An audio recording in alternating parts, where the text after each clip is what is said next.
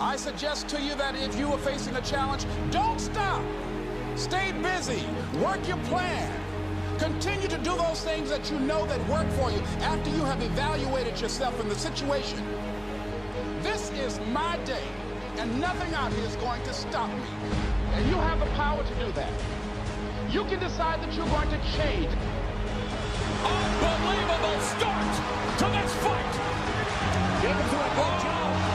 Vicious right hand, and the referee has already stopped the fight.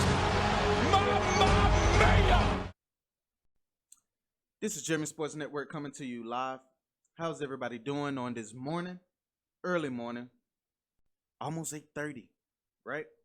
But we have a lot to talk about today from a great weekend of boxing, a great weekend of football, great weekend of everything, right? But every time you have a great weekend, there's some controversy involved. And when we talk about Joseph Parker versus Hughie Fury, there was controversy involved. And I don't want to say that it's a black eye in boxing right now. We're not going to say that. But what we are going to say is right now in boxing, this is becoming a problem. Scoring is becoming a problem. And I have an issue with it. Not only do I have an issue with how things are going as far as who we're picking, well, not who we're picking, but who is picked to be judges in these fights, especially when titles are on the line. We saw it with Triple G and Canelo. A lot of people had, Triple G winning the fight, which it clearly seemed in my eyes that he won the fight. But then moving away from him, you had a lot of people who thought maybe Canelo may have inched it out just a little bit enough, to make it maybe a draw, but not to say he won the fight. I'm not going to say Canelo won that fight. I'm going to say that he could probably have fought his way to a draw, and I would have been okay with that, But to have a 118 to 110 card in that fight is a problem in boxing. To have 118 to 110 in Joseph Parker and Hughie Fury is a problem. And, I watched the fight multiples of times. I watched it again last night. And all I saw in this fight in particular, all I saw was Joseph Parker trying to bring on, the Go Falcons. But you seen Joseph Parker trying to bring on, the fight to Hughie Fury. But Hughie Fury, showed more movement in this fight that really didn't add up to anything, You was trying to figure out why was he putting his, his back foot on display, fighting on his back foot. Maybe was it to land the right hand, but that wasn't to land the right hand because we didn't see much of the right hand. We did see, some shovel uppercuts in there from Hughie Fury, but Joseph Parker tried to bring the fight to him all night long. Now, if you're the champion, then guess what? If the fighter is not bringing the fight to you, you bring the fight to them. And we've seen Joseph Parker from time and time again throughout this fight try to get in the inside of Hughie Fury, but Fury was able to keep him away with his jab and his footwork. But at the same time, when you look at Hughie Fury, you're trying to figure out what is the reason you're doing this? Why? Why are you fighting on your back foot? What is the strategy? What is the plan? What are you focused on? And those are the things that you're trying to figure out with Hughie Fury. But with Joseph Parker, you saw what he was trying to do. I want to get inside, and I want to be able to land some power shots on Hughie Fury. And the ones that he did land, they didn't seem to pose as a problem. They didn't seem to pose as a problem. And right there, to me, I'm figuring it to be, a issue in boxing, a big issue. Because how do you score a fight? And I went back and I scored the fight, and I have it 7-5 for Hughie Fury. That was just me. And reason why I had a 7-5 was because I love the fact that he utilized the jab. I love the fact that he utilized the jab, but at the same time, I saw what he was trying to do as far as coming over the top with the right hand. But at the same time, Joseph Parker didn't make the necessary adjustments in order to get inside until the latter rounds of Hughie Fury. And by that time, just scoring a fight in general, the rounds that Hughie Fury won in the early rounds was enough to win him the fight. So he didn't really have to engage in activity with Joseph Parker. And that kind of put Joseph Parker in a bad situation because guess what? In rounds 11 and 12, which Joseph Parker did win, we was able to see him land the right hand. He was able to get in power shots, but at the same time, what is the issue with that? He waited too late. That's the issue. He waited too late. He wasn't able to make the necessary adjustments to get himself inside. Shout out to my boy CJ. He say movement does mean progress. It does. But when in Hughie Fury case, with his movement and how his movement was in a fight, he was fighting off his back foot, But he was utilizing the ring. He was showing some good ring generalships, but you was thinking, hey, he's trying to maybe set up Joseph Parker to land some beautiful shots. But we didn't see the beautiful shots like we were supposed to see throughout the fight. The only thing we saw, was a couple of uppercuts that he landed that was very beautiful. And he was trying to come over the top with the right hand, which landed flush really good. And his jab was somewhat good. But in Joseph Parker's case, the jab was not there. Him trying to get inside of Hughie Fury early in the fight was not there. And some of it seemed to be an issue or a problem for Joseph Parker. Now, if Joseph Parker believes, because he robbed Hughie Fury, I'm going to be honest. Hughie Fury, I had a 7-5, and I think Hughie Fury won a fight. But if they want to give it to Joseph Parker, then guess what? Well, they gave it to Joseph Parker anyway. So there's nothing we could do about that. But if you're Joseph Parker, you got your hands full. And the reason why I say you have your hands full is because guess what? Now, this is what's next in the heavyweight division.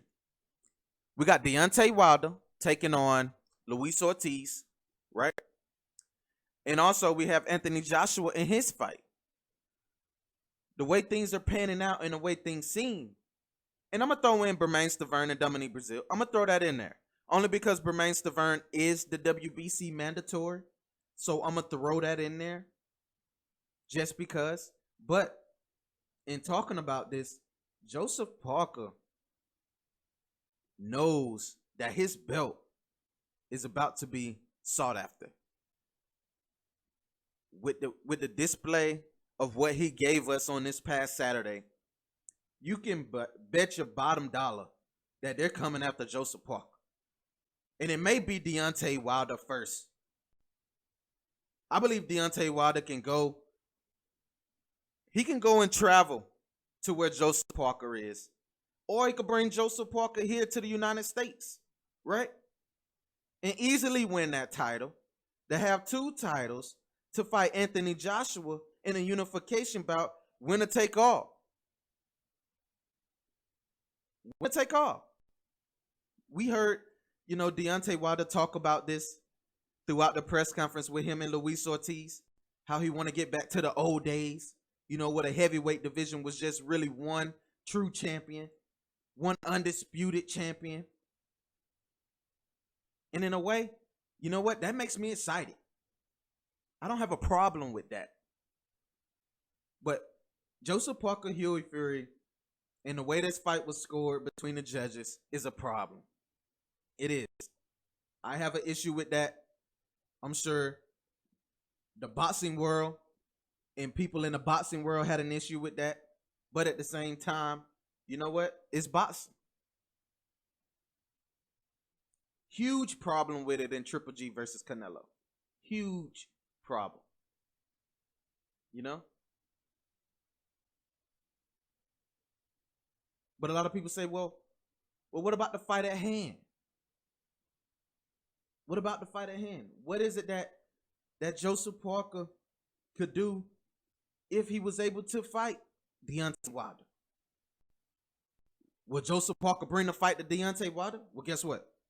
I seen Joseph Parker get caught with shots from Hughie Fury, you know, that showed lack of defensive ability from Joseph Parker, or maybe Joseph Parker just didn't respect Hughie Fury at all as far as power is concerned. And so he just tried to walk him down and was able to take those shots. But you can't take shots like that from an Anthony Joshua or a Deontay Wilder, period. I don't care what you say. That's just being real, you know? But we got a lot to talk about, you know? But in this fight in particular, I just found that to be a problem. I found it to be an issue. And in boxing, we can't have that, you know? We can't have that at all. I don't remember seeing that, you know, if we go back in the days with fights in the heavyweight division and we talk about, you know, the Evander Holyfield bouts. We talk about the Mike Tyson. You know, Tyson was able to get guys out of there. So he didn't leave it up to the hands of the judges. Maybe that's what we got to get back to.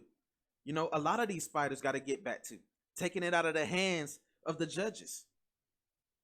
Put yourself in position to knock your opponent out. That's what we thought we was going to get from Triple G versus Canelo. A knockout. Everybody. People had Canelo either winning by knockout or they had Triple G winning by knockout. You know, either way, somebody was going to win by knockout. Somebody was going to touch the canvas in this fight. Well, in that fight in particular. But in the Joseph Parker Hughie Fury fight, some people say you saw great boxing. Some people say, you know, you saw Hughie Fury run all night and did engage in any activity at all with Joseph Parker. But however, Parker did find the mark with a few hard overhand shots, you know, to land towards the end of the fight. But it wasn't enough. Fury never looked troubled at all. So to me, in my eyes, when I was scoring the fight, you know, when Joseph Parker started to make his comeback, I'm like, man, Joseph Parker is landing shots on Fury. But Fury don't seem to be bothered at all. Period. I'm talking like he's catching shots straight to the head, you know. Joseph Parker attacking the body, but he didn't look to be disturbed by it at all at any point in time in the fight. Any point in time. So to me, that was interesting. That was very interesting. And, you know, we coming off of a heavy week in boxing. You know, we had, like I said, we had the Triple G Canelo last week. And we had Andre Ward retiring. And also, you know, we had Jorge Linares in his fight with Luke Campbell, which was a good fight.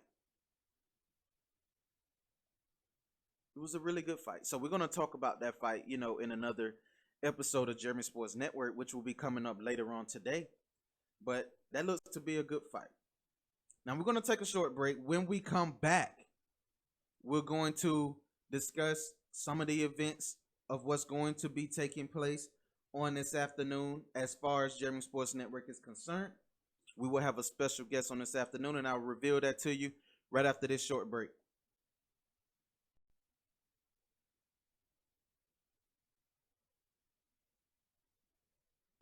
And we're back. So what I'm going to reveal to you is we're going to have Coach Lopez on the line today.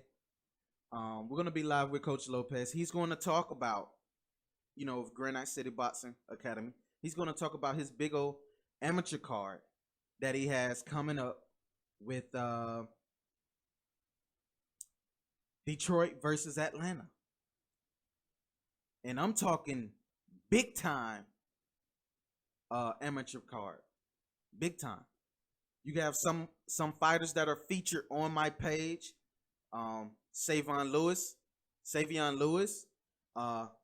Casey K Champ. Casey K Champ will be on there. Oscar Benitez, I believe, will be on there. And a whole lot of other fighters, I'll be featured on this card on October 7th, which looks to be really, really good. Now, with Coach Lopez, what he talked about is the simple fact that he has two sons. He has two boys, and one of his sons, good friend of mine, you could go, well, our interview isn't posted out as of yet due to, certain stipulations as far as things in his contract is concerned. But Hakeem Tito Lopez was a great amateur fighter. He's just turned pro. He has not made his pro debut. He has not had his pro debut as of yet, but he's a really good guy, really good fighter, and he's being coached by his father, and Coach Lopez, and he seems to have a career that is going to explode in boxing. And I'm really looking forward to that because he's a really good guy and a really good fighter, right? But he has a younger son who is a heavyweight, who is a monster, right? Young, strong, big, solid. But you're going to see him come October 7th because Jeremy Sports Network will be covering that entire event live. But I'm looking forward to that on today. That will be at 3 o'clock. So tune in to Jeremy Sports Network at 3 o'clock. We will be talking to Coach Lopez about the upcoming event on October 7th. Punch Your Way Out, featuring K-Champ, Oscar Benitez, Coach Lopez's son, and it's going to be good. So getting to the live chat, my man CJ said, that's the separation between boxing and MMA. Brawling is more exciting, but it can also turn you out quicker if you don't have the strategic plan to knock out someone. You're going to get tired. And then basically say you get tired quicker, right? And you're right. We seen that when we watched. I'm going to give you a good fight. When Anthony Joshua took on Wladimir Klitschko a couple of months back, right? Before Klitschko retired.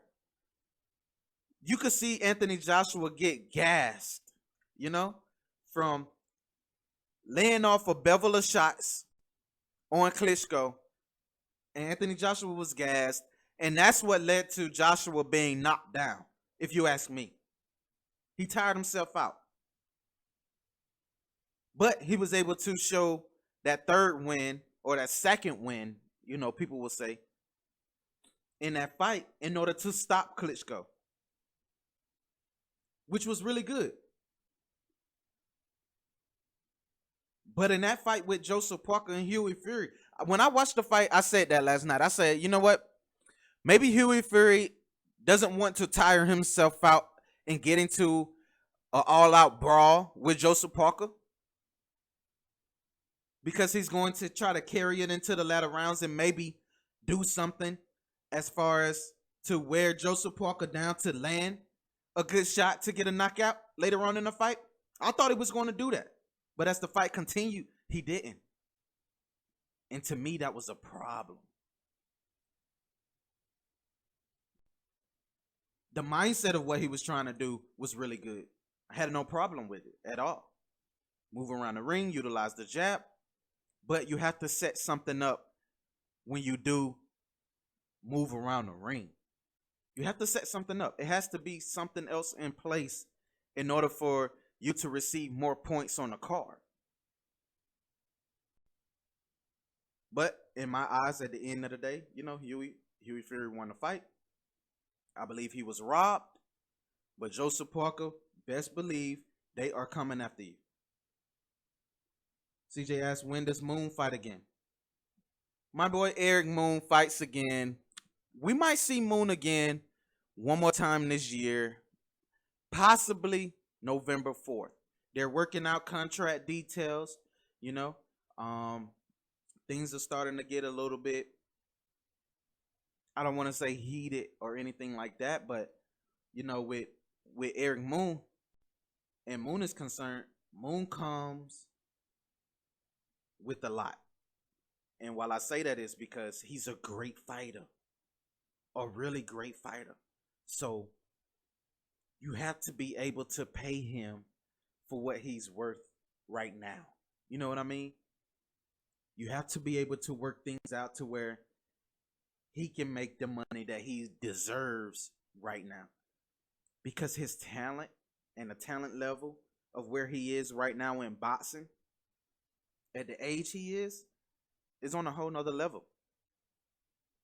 He's a future world champion. So with guys like that, from what he did this year and this year alone, he's already been about, to my knowledge, 3 or 4 fights this year already as a pro. One all by knockout, except for one that went to decision with unanimous decision with Simeon Hardy at the Underground Showdown.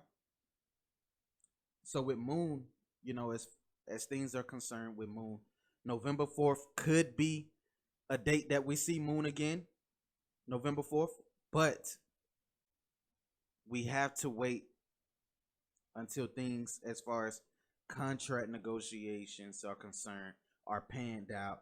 But I will have that for you, coming up maybe this week. This week I'll know.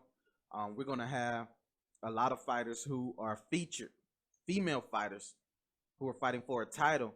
Number 2 female bantamweight in the world will be fighting for the title on November 4th here in Atlanta.